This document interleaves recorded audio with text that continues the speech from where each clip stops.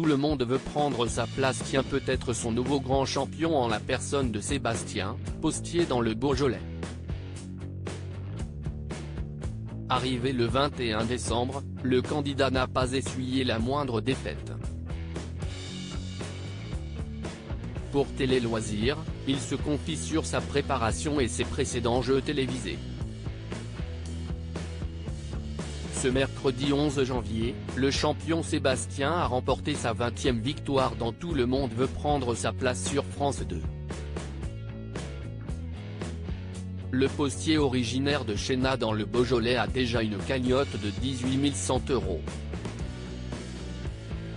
Si le champion de Laurence Boccolini est encore loin du parcours de Stéphane dans les 12 coups de midi, il a lui-même participé au jeu de Jean-Luc Reichmann en 2012. Il nous a raconté son parcours au sein de ces différents jeux télévisés. Je tenais à ce que ça marche. Télé Loisirs, aviez-vous comme objectif d'être champion en participant à l'émission ? Sébastien, absolument, c'était l'objectif. Je regarde l'émission quasiment depuis le début. J'avais déjà participé il y a 2 ans, j'étais allé en finale face à Michael, le 11e meilleur champion de l'émission, note de la rédaction, mais ça n'avait pas marché. Je tenais à ce que ça marche.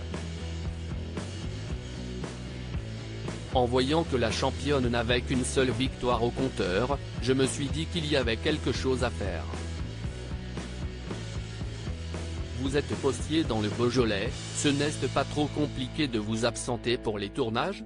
Pour l'instant, j'ai assez de jours à congé à poser. Si ça doit durer, ce que je souhaite, il faudra que je prenne des jours de disponibilité. Je me suis renseigné la semaine dernière pour des disponibilités, mais ça ne devrait pas poser de problème, on parle de quelques jours et pas des mois comme on tourne entre 5 et 6 émissions par jour. Est-ce que vous révisez pour l'émission ? Pas spécialement. Je lis des magazines, je lis pas mal de livres, je regarde des films variés, des documentaires. Ça part dans tous les sens. Il faudrait que je révise mais je n'aille pas assez de temps, il y a la vie à côté. J'essaie de me faire confiance et surtout d'essayer de me souvenir de tout ce que je lis. Il faudrait que je révise mais je n'aille pas le temps. Quelle stratégie optez-vous pour l'attribution des thèmes ? Ce n'est pas évident car je ne suis vraiment pas fort pour attribuer les thèmes. Parfois je donne un thème qui me semble difficile pour être assez tranquille, et je m'aperçois qu'ils ne sont pas aussi difficiles que ça. Que ce soit pour m'octroyer un thème ou en attribuer un, je ne suis jamais super à l'aise. On a peu de temps pour choisir, je réfléchis sur le genre de questions qui peuvent tomber. Si est trop vaste, j'évite de le choisir.